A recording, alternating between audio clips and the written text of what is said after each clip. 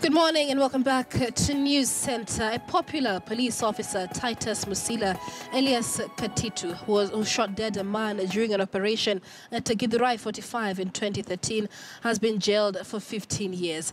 Musila was convicted of the crime by High Court Judge James Wakiaga, who said the prosecution had proved that the officer intentionally killed Kenneth Mwangi 6 years ago. Katitu shot into the limelight after hundreds of residents in support of the operation to wipe out criminals in the area blocked the Thika superhighway for a week protesting his arrest. More details on the same to come. Let me just take that once again. A popular police officer, Titus Musila, alias Katitu, who shot dead a man during an operation in Githurai 45 in 2013, has been jailed for 15 years. Musila was convicted of the crime by High Court Judge James Wakiaga, who said the prosecution had proved that the officer intentionally killed Kenneth Mwangi 6 years ago. Katitu shot into the limelight after hundreds of residents in support of the operation to wipe out criminals in the area blocked the Thika superhighway for 1 week protesting his arrest. More details of the same to follow, but it is now time to talk entertainment. And little-known female singer Wendy Kemunto has been hitting the headlines since she came clean with a series of stories on her social media pages accusing a certain rugby player of rape. The matter has since been taken up by the Director of Public Prosecutions, David Maraga, with more details on the same. Uwezo wangu wa kukupenda hauishi, chochote unataka nitakupa mpenzi. While many people were celebrating their Easter holidays, little-known musician Wendy Kemunto almost broke the internet when she took to social media to accuse two rugby players of rape. Kaskazini mashariki ya kuona kama wewe, nitakupenda tili sitasleki. Kemunto alleged in a series of messages that the two rugby players raped her repeatedly on her birthday on February 10th this year. What followed Kemunto's shocking confession was fury from Kenyans online, with many claiming that the story did not add up. What we do know now is that the accused players appeared before the Kilimani Criminal Investigative Department voluntarily accompanied by their lawyers, and that they were questioned by detectives and released on a 50,000 shillings police cash bail each. They were also ordered to surrender their passports. Kemunto is claiming to be 1 month pregnant as a result of the rape. All right, we'll be getting back into that discussion with Adhiambo Odera. Do give us your thoughts on social media. The hashtag there is KTN News Center. But before that, let's take you live to the East African Court of Justice, where Chief Justice David Maraga is opening the session. Let's see. For judges, where we discuss quite a number of issues. If you look at the agenda today, we look at the rules of procedure for the court. These rules have been there for now 5 years. But you all understand after 5 years, after the experience that you gain as a court, you do require to look at the way you conduct business in the court. So this is the reason why today we are going to look at the rules of procedure. Then we will have a plenary which brings together the whole court to chart the way forward for the court, basing on the experience that we've had so far as a court. So that is why we do meet in these retreats. So this particular session was an opening session, and we are very grateful to the Chief Justice of the Republic of Kenya for having come to grace this opening session. So this is why we are here today. In the Kenyan context, there is fear that civil litigation has been taken over a lot by members of the civil society and some certain lawyers who are probably misusing it, and these are issues that even came out raised by even the LSK chair. Do we see such issues still coming up on how matters and procedures in court can be handled? Is that directed to you? I think it's directed to you. What's the question once again? The fear that civil litigation has been taken over a lot by individuals who want to abuse that privilege, and that it is also being abused. We saw Dr. Matiang'i raising questions over the fact that over 30 expert orders have been given to one particular individual, and they are undermining the operations of government. What is your reactions to this? What Honorable Matiang'i referred to is an issue which is live in court. Which is live in court, so I would not like to comment on that one. But one thing I can assure you is that the courts deal with these matters as they come. The evidence that is presented before them, they deal with those matters as they come. And what we are telling parties is that if you are not happy with an order that has been given by the court, the channel is there, you appeal. And we have had quite a number of instances where a court has issued an order. The parties, not necessarily even the government, individual parties are unhappy with that, and they have appealed, and the Court of Appeal has set aside those judgments. Some they have upheld. So that's what we do. There is no question because what you are implying is that the court is now being controlled by litigants. That is not the case. That's not, and it can't be. Yes. And as president of the JSC, have you received any complaint regarding some judicial officers reportedly, as said by Dr. Matiang'i, that they are colluding with civil society and lawyers to undermine operations of government and even just individuals? Have you received such complaints? No. And just a follow-up to that, your reaction to the targeting of some of the officers in the judiciary as an equal click by the CS regime? That's what I told you. Honorable Matiang'i was commenting on an issue which is in court. He has himself said he has appealed. So I would not like to comment because my comments may be misunderstood. Yes. As to what, and when the matter is being dealt with in court, it's now in the Court of Appeal. I would like to let the Court of Appeal deal with that as it should be. But yes. I think where Mr. Matiang'i is coming from is based on the appeal the petition that saw the last year's elections nullified by the Supreme Court.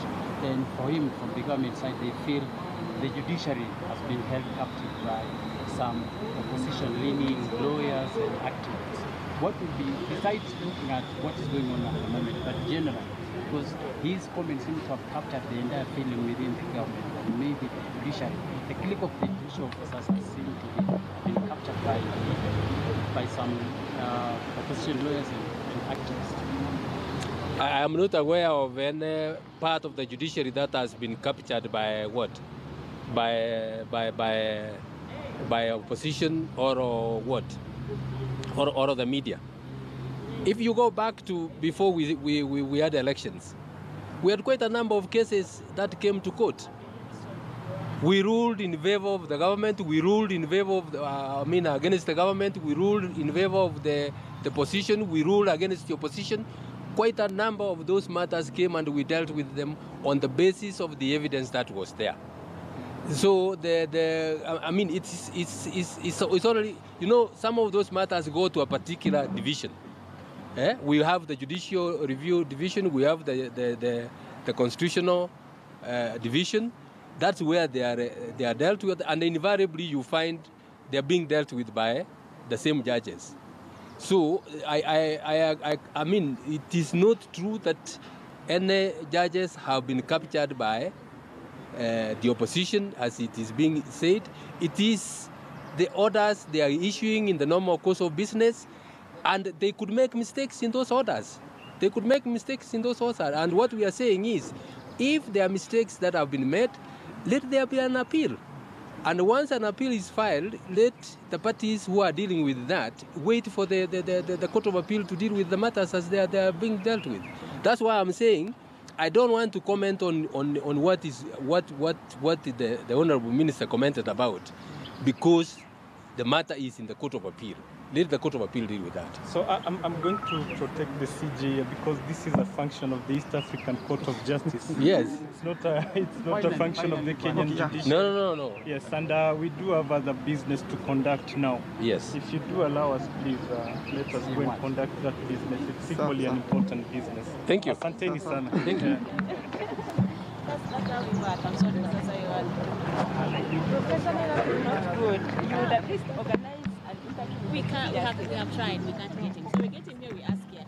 There is Chief Justice David Maraga live from the Stanley Hotel here in Nairobi. He is attending the East African Court of Justice conference in the country. We've seen Chief Justice David Maraga there defending the integrity of the judiciary with regard to recent decisions made by the judiciary. We'll be getting more details from that in our subsequent bulletins. But let's get back to talking entertainment now, and we're discussing the rape culture.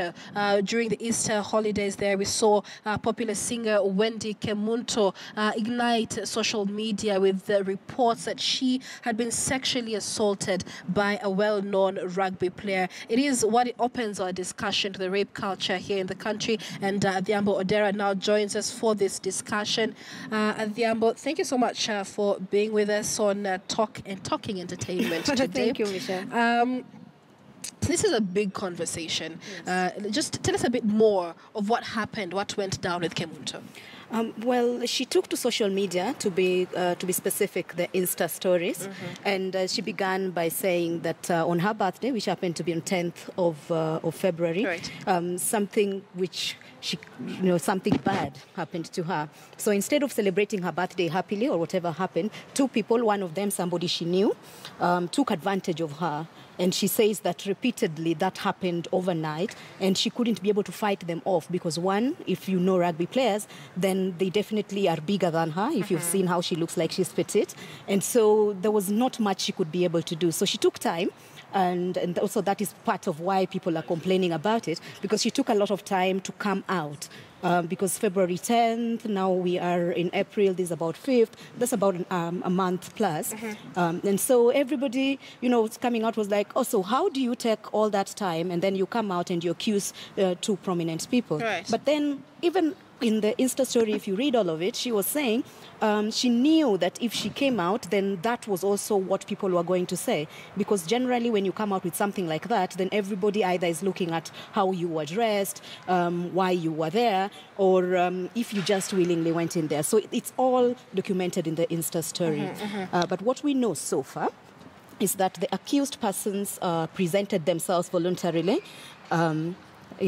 Voluntarily, and once they did that, it has been taken up by the DPP, as you had said in the story. So yes, All right, so that case is under probe. But let's focus on the reactions that came after that, because many were asking, how did she end up in this room with these two gentlemen? Was she drunk? Was she intoxicated? Because how then would you be raped all night if you're not intoxicated? That there in itself propagates what we call the rape culture. And many people don't understand what the rape culture is. And it's basically a socialization that condones rape in a way. It's not really society coming out and saying, yes, it's okay to rape, but it's the things we do every day, the things we condone every day that result in a rape culture. What would you say the rape culture in the country is, especially after the Me Too hashtag? Yes, actually, thank God you brought up the Me Too hashtag, right, because as somebody who's a singer, and Wendy Kemunto is a singer, up and coming, she began in 2013, but now is when she has a new hit, which came out a month ago, actually, I think 2 months ago. And as an entertainer, she needs to give voice to the fact that we cannot normalize bad things happening, especially to women. Right. We cannot normalize the fact that just because you were perhaps in the wrong place or the right place at the wrong time, then it should be okay. So when you talk about the culture and why it is not even good for us to question, because, for example, Michelle, if today you got carjacked, God forbid, I don't think somebody would ask, why were you driving at 11 a.m., in the night? Yeah. But when it comes to sexual assault, generally people want to question your morals or to question whatever it is you had before that. And in her case, she has actually said it clearly that she was intoxicated and she didn't feel herself and she tried to get away. But the two people took advantage of her. So yes, there are allegations, but we cannot normalize when somebody comes out with something as grave as this and then look at it as bad. Two, let me add that the Me Too campaign, why it's important at the time like this is because women came out to give a voice to something that is difficult to even talk about. Right. To walk out and speak about something like this when you're a public figure, it's not easy. It's not easy. It's not easy. It's not easy. Yes. So I really had to get this across. So the rape culture, I had to Google this and actually read it. The rape culture was a term coined by feminists in the 1970s, designed to show ways in which society blamed victims of sexual assault and normalized male sexual violence. Now, many don't quite understand what this means, but this article here goes ahead to show the ways in which we condone the rape culture. And one interesting thing here I'm seeing, and this might be new to many people, is something called stilting. And I showed you this earlier. And this is a pattern of men secretly removing, condoms during sex, or the culture of revenge porn. All of this amounts to rape because there was no consent on that. A lot of assault there. And in fact, I think the most publicized one was this one of musician Kesha, when she had to undergo a lot of court battles for almost 3 years with Sony. And she came out eventually. Right. And she did win the battle eventually. But many people have got to give this voice. I know that there have been people sometimes who would call it witch hunting also from the victims sometimes, or maybe other people. Right. Which happens. But which can also happen. But we cannot just condone it as a society and say it is okay, just keep quiet, it happened, or you do know that person. So what were you doing with him at a time like this? Right. Yes. But I think the only way to change that, from where I stand, is we live in a culture that teaches girls not to be raped, as opposed to a culture that teaches boys not to rape. And so I think it's about time we begin this conversation. It's about time we raise our children differently. We need to focus on, a more holistic approach, as opposed to telling girls, don't do this, don't do that.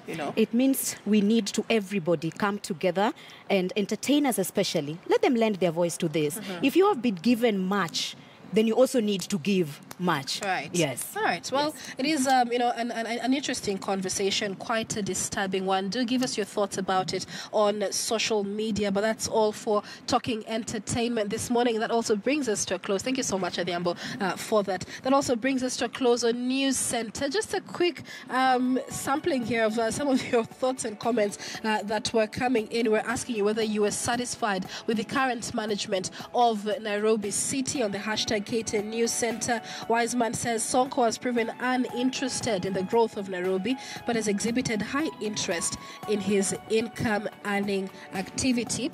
And we have Samuel Mwangi, who says Mike Sonko surely deserves our support. He has what it takes to restore Nairobi's former glory. Well, many thanks for the myriad of responses that you gave us this morning. My name is Michelle Ngele Odhiambo. Do stay tuned to KTN News. More news coming up in just a moment.